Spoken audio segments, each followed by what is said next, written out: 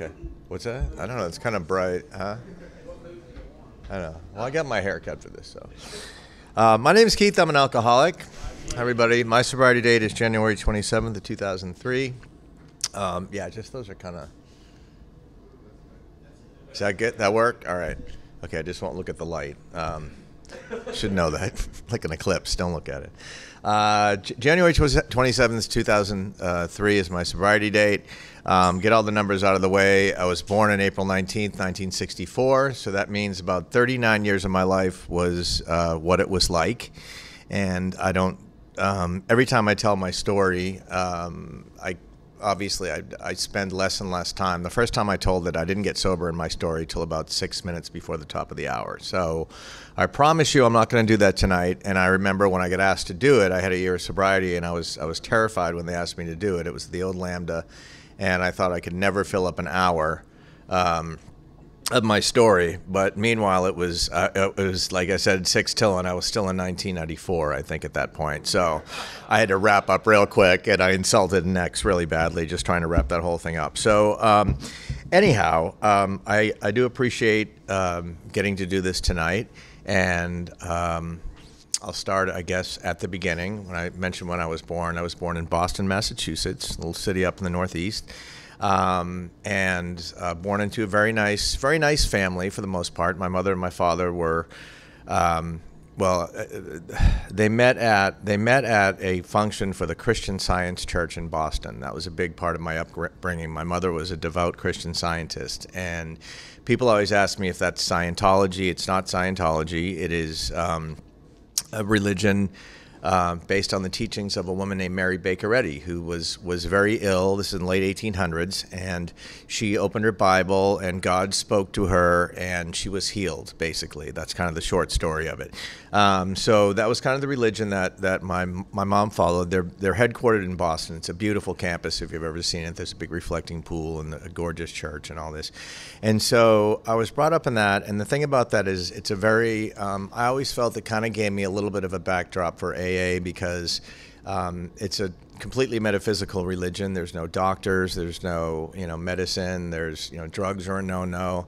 They're not thrilled about you being gay, those kind of things. And so it's like one of those religions, the no religions. So I was brought up in that. I had to go to Sunday school. I remember that early on.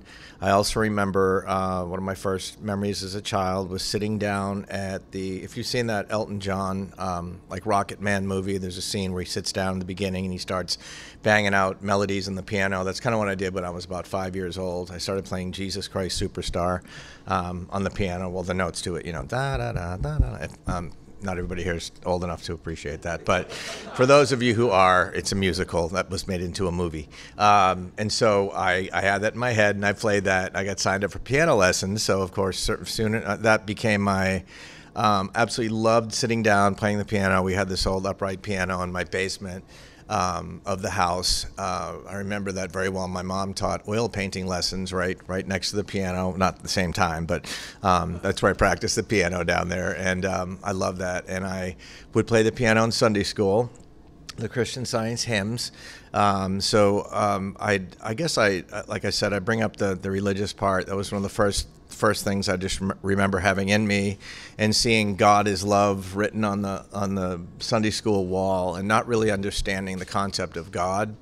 And I remember when I found out that God wasn't some old man, I was kind of really confused, and it didn't quite make sense to me, but that God was still some kind of like supreme being who dictated kind of what was right and wrong. And I don't know, that was kind of my early understanding of God, I guess. That was the God of my understanding at a young age.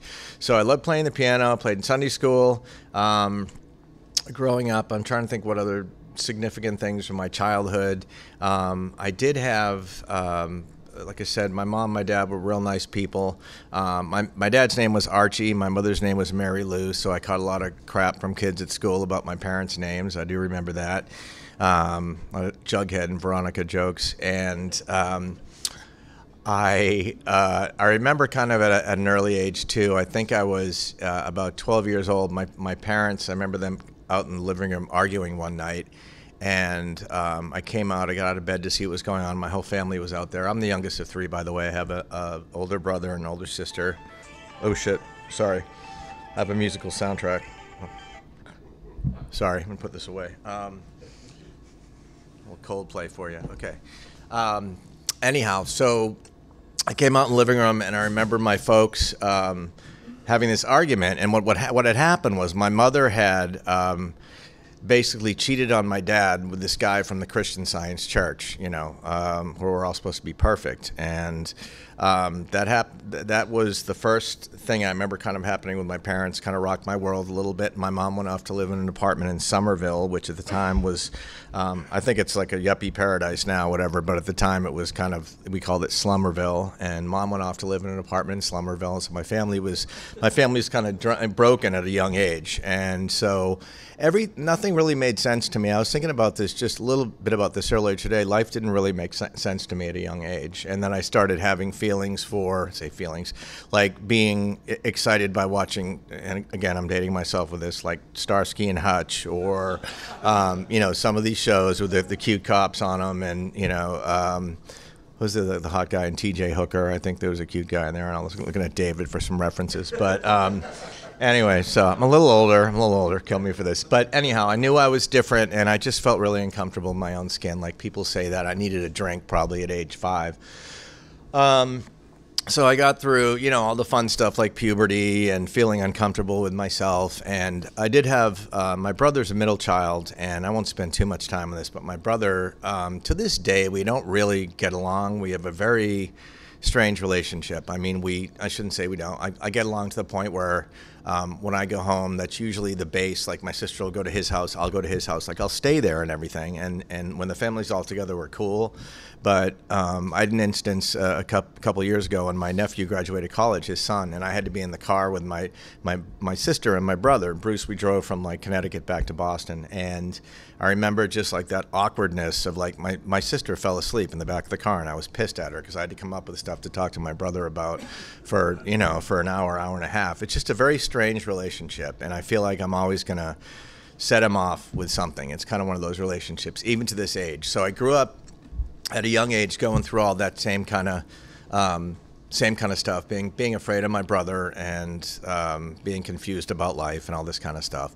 So, and my brother was not very supportive of me as well growing up. I remember that I didn't feel real athletically confident in my abilities at all growing up. I remember him, my family went on a ski trip, and I remember him, I think it was my sister said something like, "Oh, he'll be great at skiing." You know, I learned how to ski. We went to Stowe, and my brother's like, "Well, if he just doesn't try, like he just doesn't try to play sports or something like that." And that just sticks out in my head as one of those memories just of him just being kind of a dick and not being supportive of me. So I had all this stuff going on, childhood, and get through junior high and puberty and all that, and all the kids are starting to drink in school.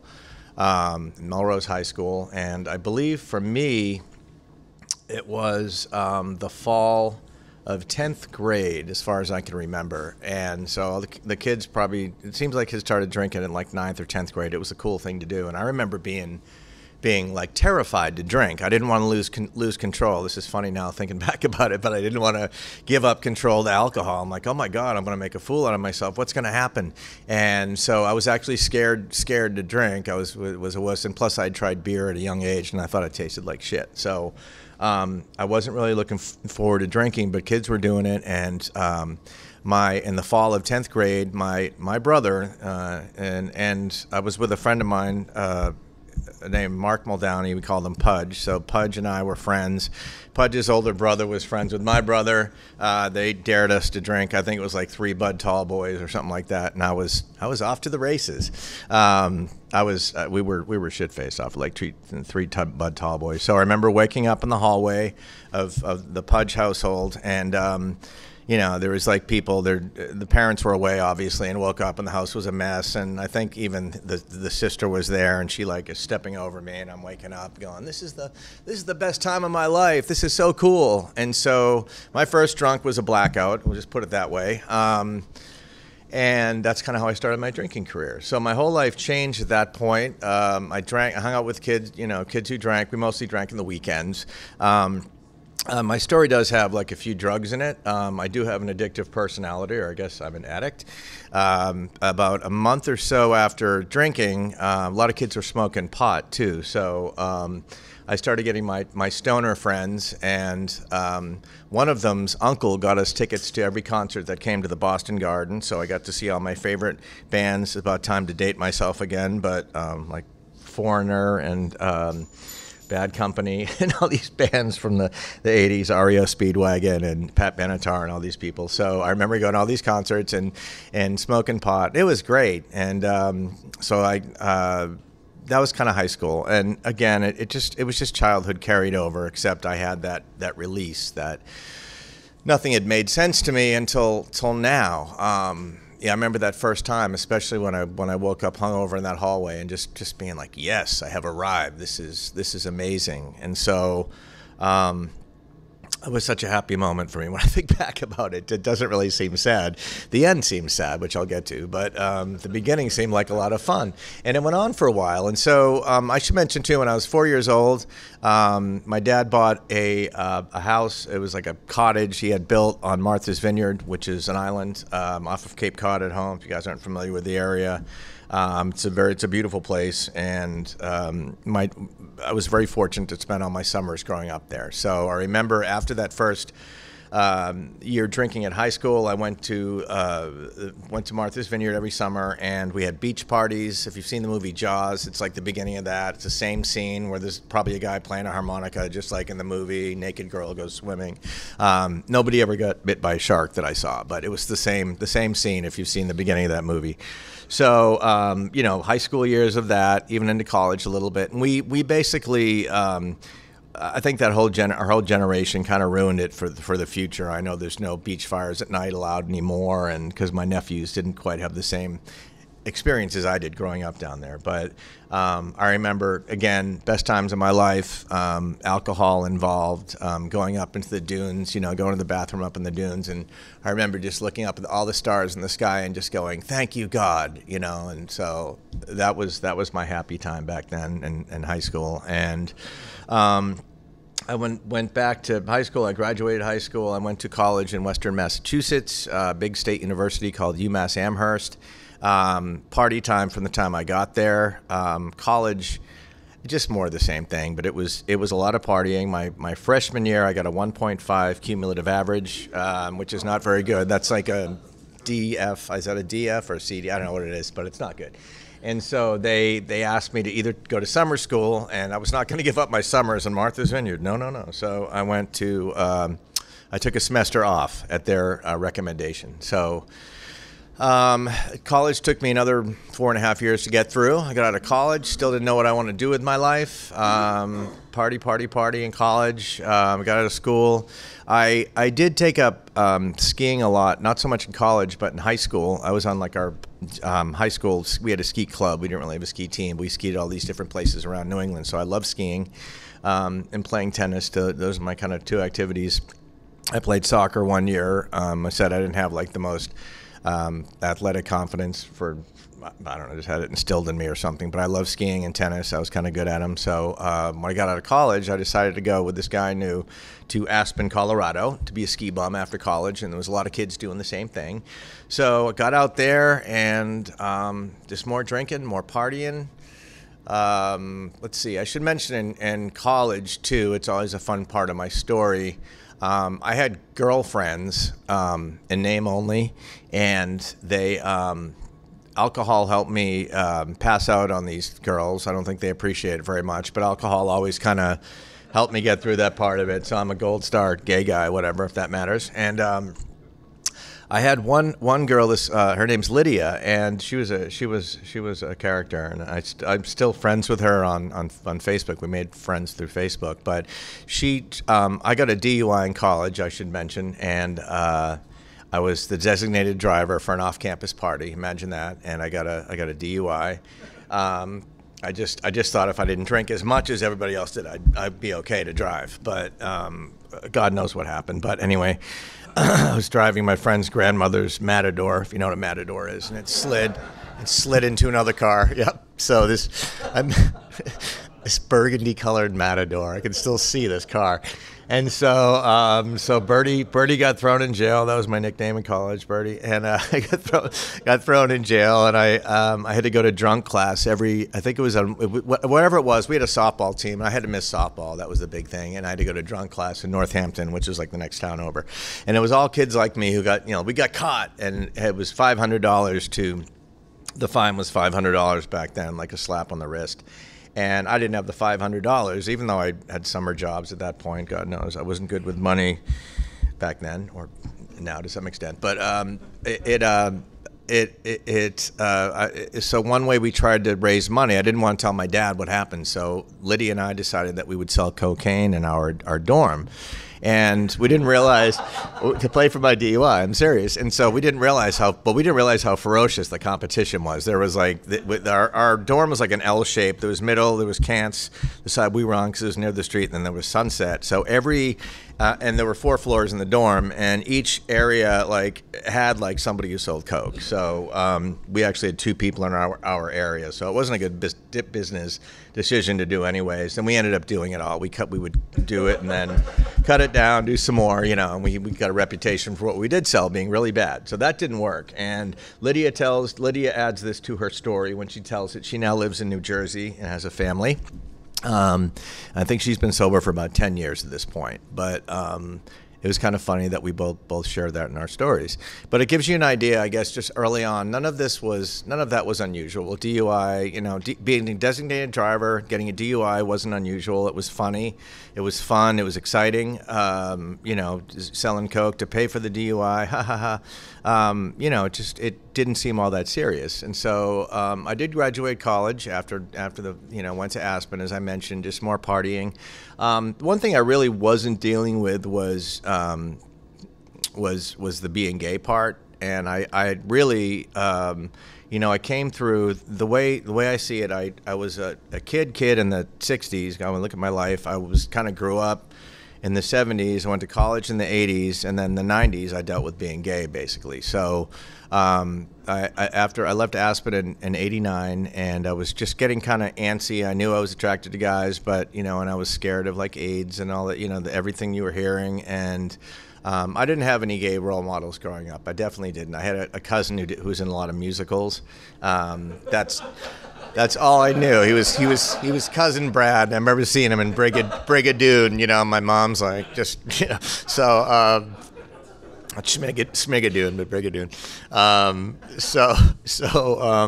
But he was the only one in my family that I could tell was gay, and he was my mom. The weird thing was that my mother really loved him. She was her sister's kid, and so cousin Brad, and he was great. And even at one point, I think in the 80s, Brad moved to Dallas. I forget why he was here. But he had a job playing the piano for some church or something like that. And my mom came to visit them down here, and Brad had his friend that he lived with, his friend.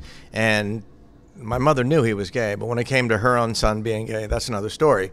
So I was getting very uncomfortable with it, and I had another job, and I should add, I keep on going back to put these additions in, but when I was a kid, another thing I would do in my alone by myself was pretend I was a DJ. I would play DJ with my tape recorder, and I was obsessed with radio, obviously music as the piano, but I also had this huge 45 record collection, and which are these little records for the older folks now. They're smiling at me, and loved top 40 radio, and I played DJ, and so I always wanted to be on the radio. That was my thing, firemen, some kids, I wanted to be a DJ, and so I did, we had a high school radio thing that I did that. In college, I did radio. And then I got out when I went to Aspen. As I mentioned, I got a job that was my first job in a commercial radio station, was at KSPN in Aspen. And it was a lot of fun. I should add, there are plenty of drugs in Aspen, as you know, different kinds of snow. Did a lot of skiing. I broke my wrist out there skiing. That was fun. They took me down on a stretcher. I remember that. I wasn't drunk or anything skiing. I just fucked up. And so I got out of Aspen, and by this point, I mentioned the thing about my folks. I won't get into all the details about that, but they had gotten were they divorced at that point? They gotten divorced. And my mother remarried this guy who was kind of a scumbag, and all this stuff was kind of happening behind the scenes, what I'm going on with my life. And so when I came back from Aspen, my mom moved back. She had moved to Vermont with this guy, and this guy had kind of tapped her a lot of her money, and she was unhappy. And so my dad took her back. So I remember going to help her move from Vermont back to Martha's Vineyard. And keep my eye on the time here. I won't play a song. Okay. When do I have to be done by the way? 10 till? Okay. Okay, so I have to get sober. I'm still in the 90s. All right, I did this. Great, I won't do this again. So anyway, so my mom moved back, and my folks were, that was kind of nice, and and so at this point I tried to live in Martha's Vineyard for a little bit, but I couldn't do it like in the winter. I went crazy. And so I had this college friend, one of my roommates from college, who had moved to Charlotte, North Carolina. And so I went to Charlotte. I lived there for about 4 months, and I had this kind of shady sales job. We went door to door raising money for these fire departments and rescue squads in these little towns around North Carolina, kind of outside of Charlotte. And I think it was like $15 donations, and like $10 of the donation actually went to us doing it, but we made it seem like it was going. It was shady, but it allowed me to buy my first car.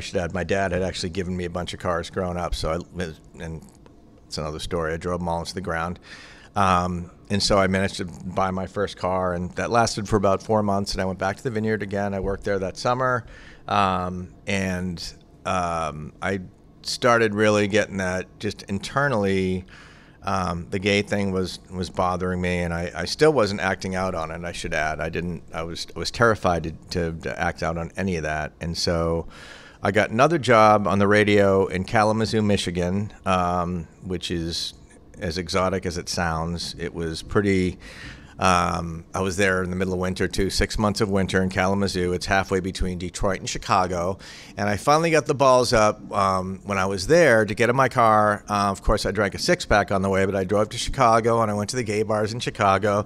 It's 2.5 hours, so I got in my car, and I drove drunk, obviously. And I didn't really have anywhere to stay, and I think I had very little money at that time. So my plan was to meet a guy and go home with him anyways. So. And I pulled that off. Was a really nice guy. Got up the next day and I went out to my car, and my car wasn't there.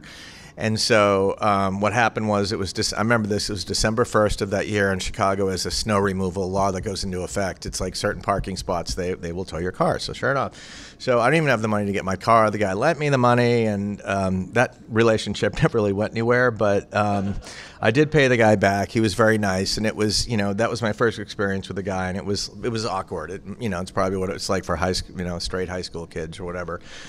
So the cat wasn't still quite out of the bag, though, and I had a few more months to get through Kalamazoo, and I had a job where I worked overnights at a classic rock station, which is playing all that music that I went to in high school, those same bands, the same songs over and over and over, the Bad Company and Styx and Foreigner and all those bands.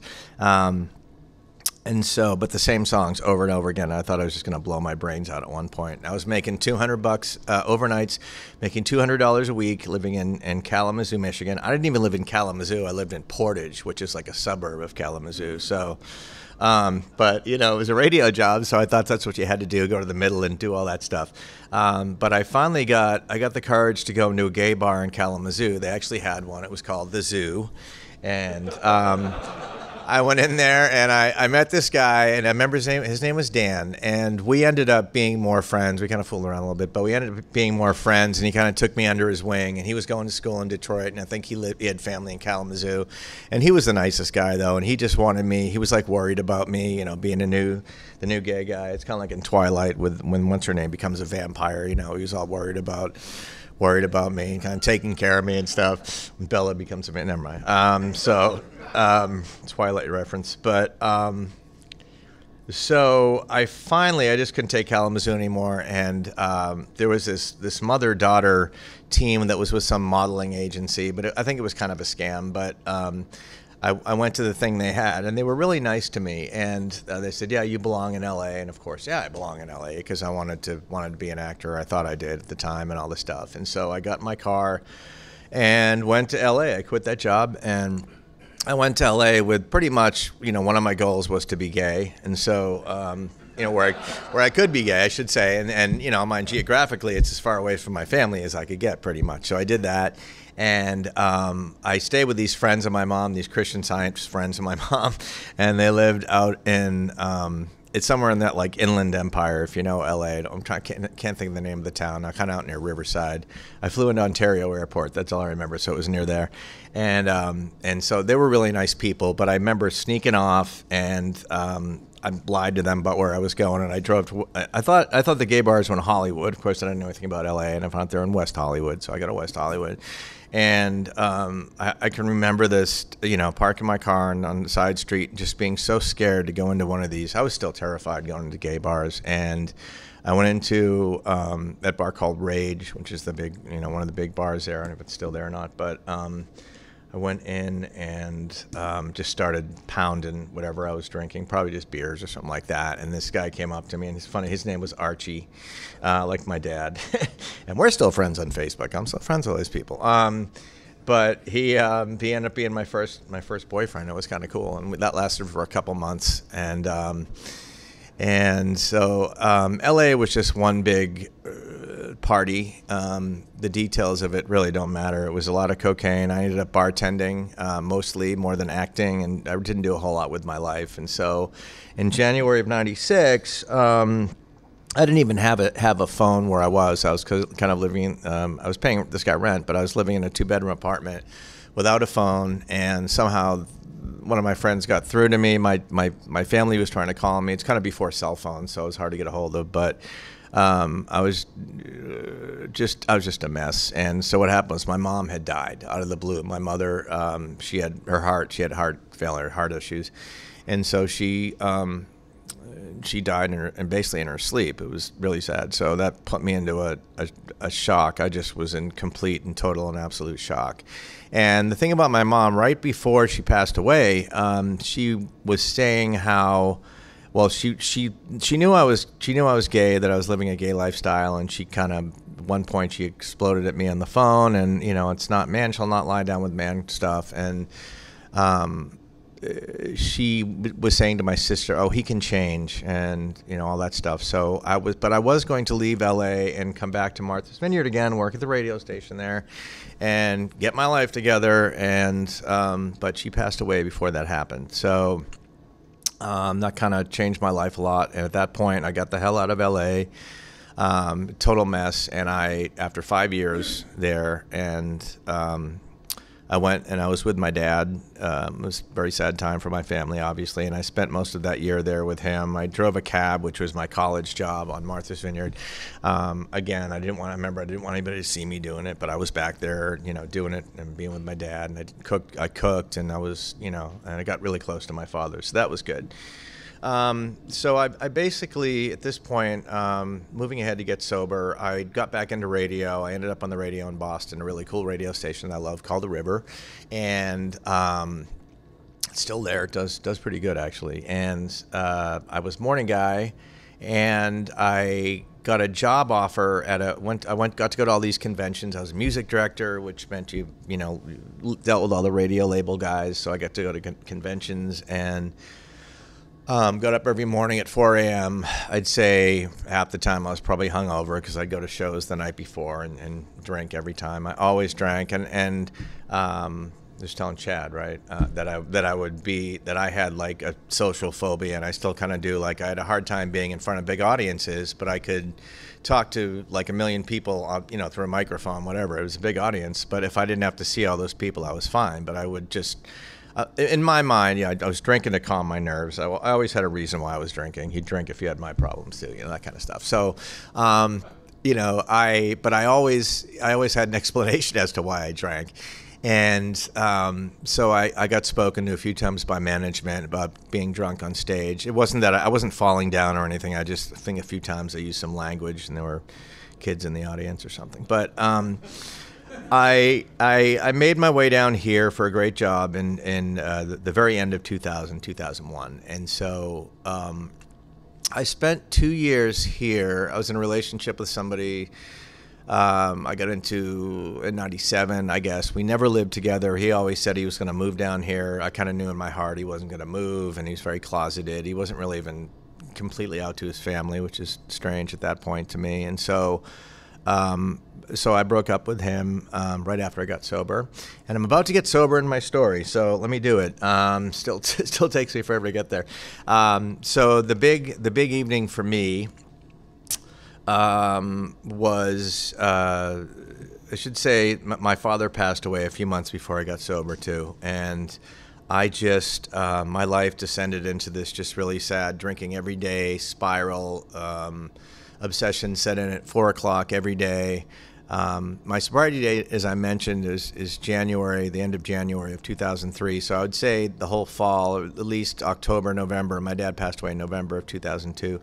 I was just drinking every day anyhow, and I just couldn't stop. And so the night that I was out, my last night of drinking till this point, and I certainly hope the rest of my life, I was out with this person that I was friends with from LA who had moved here, who I'm not friends with now. I don't have a lot in common with, but we were just hanging out. We were at the gay bars on Cedar Springs, and I got in my car and I drove on Bowen Avenue, or Cedar Springs. It becomes Bowen Avenue, if you know where that is. If you guys have been here for a little while, there's a place called Cafe Express on McKinney Avenue that Bowen runs right into.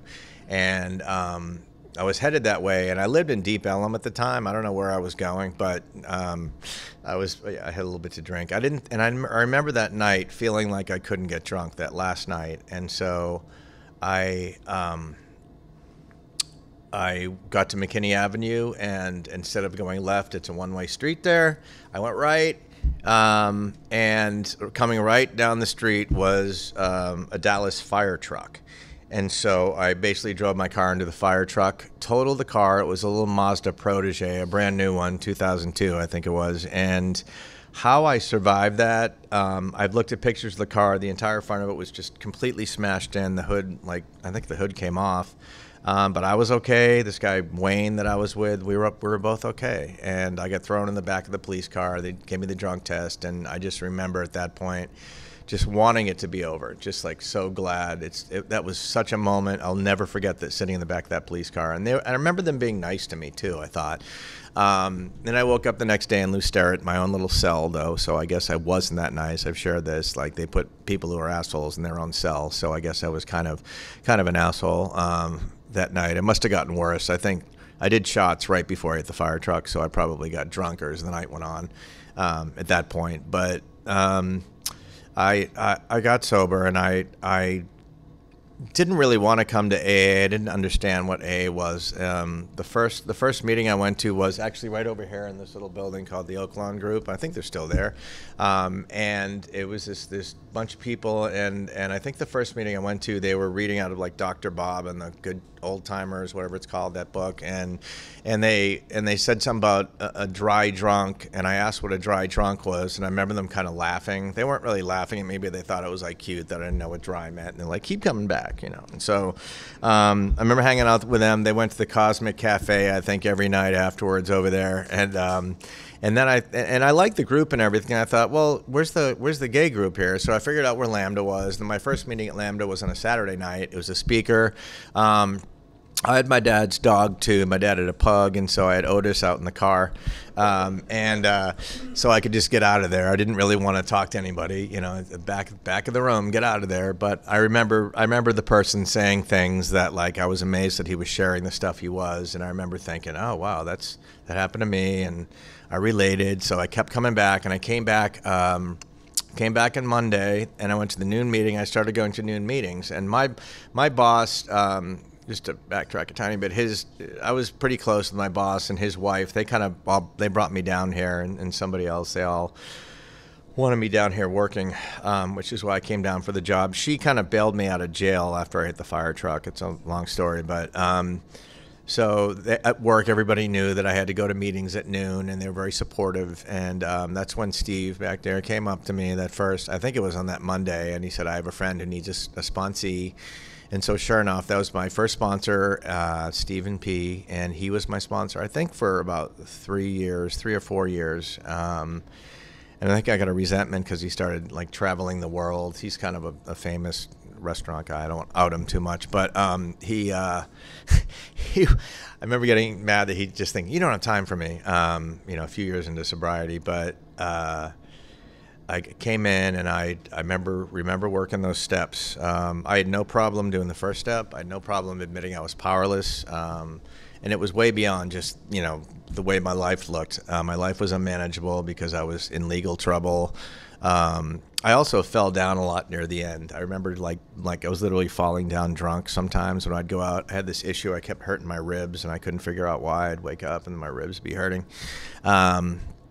So I had medical issues that kind of cleared up from my not drinking. Also, I was diagnosed with the potential of having this thing called hemochromatosis. It's just where your body absorbs too much iron, which can destroy your organs. I don't have it, but I have the potential to have it.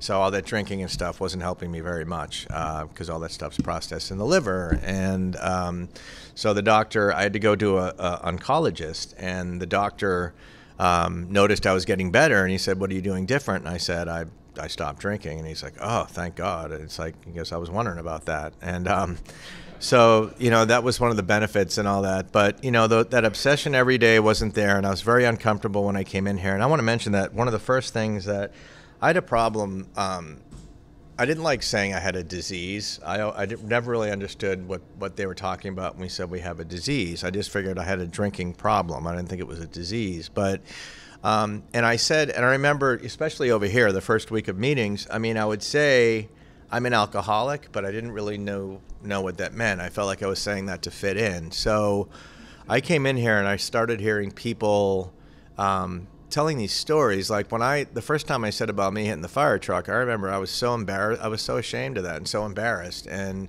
I said that, and the whole room just breaks out laughing. They're just cracking up. And I'm like, that is just not what is funny, but the idea is that that's something that hopefully, I think my driving's pretty good. I don't know. Hopefully I wouldn't do today, but I get it now. It took me a while to get it. Like, if you're new in here, none of this might make sense to you, but I knew deep down that I needed to be here. And so I started doing those steps, and I had no problem with the examples of powerlessness. There were so many.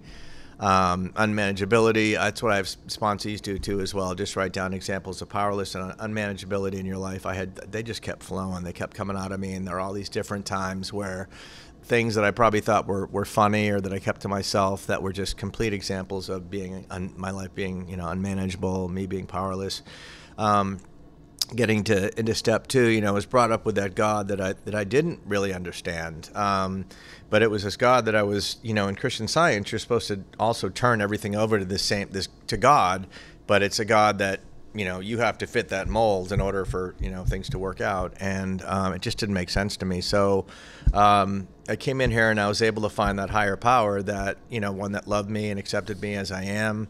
I got to write, what I wanted I say build a God. I hate to say that, it sounds kind of tacky, but it's kind of what it is. It's like, really, you get to design. There's nothing wrong with that. If you're going to be, get to step 3 where we turn things over, I'm not going to turn things over to the Christian Science God. I'm going to turn it over to, the God of my understanding. And I still to this day don't know that I really understand God. I personally think that it's kind of too big of a concept maybe for us to understand as humans, but I know that there is I know there's a higher power. I know that there's something, there's something that brings the sun up in the morning and whatever, makes the earth spin and all that stuff. And I know it's not me. That's just all I have to know, that I'm not the one doing any of this. So, turning it over was that. I remember doing my 4th and 5th step. I dragged my feet on that. I had a fellow sponsee, had the same sponsor. He came in May, and he was like, and I think it was June, and he was already doing his 4th step. So I wasn't going to let him beat me to do that. So that got me motivated. I did that 4th and 5th step. I remember, doing the 5th step with my sponsor in his big house and being embarrassed about some things or not wanting to tell him certain things. But I did. I wrote everything down, and he almost was like falling asleep by the end of it. It just didn't faze him at all, just what I had to say. It just, nothing was ever as bad as I thought it was going to be when I first looked at the steps. And then, 6 and 7, I'm still working those every day. And then I remember being remember being more scared than I probably really had to be, about like 8 and 9. It took me a while to kind of make that 8-step list. That took me a long time, but I went through all those amends, and I even made an amends to my brother, who I'd spoken about earlier. And my amends was just that I had tried to get away from my family. I had 2 nephews that were born. They were born abroad, and I was.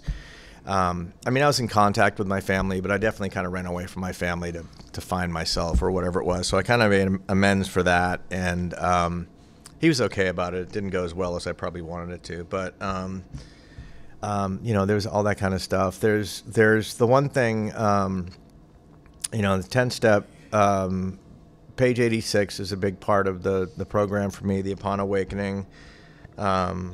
I've especially been trying to do that lately and throw in meditation with that. I had a great meditation this morning, and I'm doing gratitude lists with people. That's a very good thing to do. A bunch of us do gratitude lists every day. And that daily maintenance of my spiritual condition is the only thing that keeps me sober. I know that. I should mention too, I've had some, I have some outside issues where I've been diagnosed with depression, possibly mild bipolar stuff. Depression is part of my disease, and it is a disease too, even though I didn't want to call it that. I didn't understand it being a disease till I realized my disease is, it doesn't want me to be happy. It wants me to isolate. It wants me to, to drink myself to death, basically. That's what my disease is. I've gotten some outside help with that stuff, which is nothing to be, I don't think it's anything to be ashamed of. I think it's what we need to do. 11 steps, kind of what I was doing this morning, so I'm good there. I've had periods in my sobriety where I've sponsored a lot of people. Right now, full disclosure, I don't have any sponsees. I need to whore myself out and start advertising or whatever. I do radio commercials for a living, by the way. Do you want to sponsor? Yeah, so need to start doing ads for that.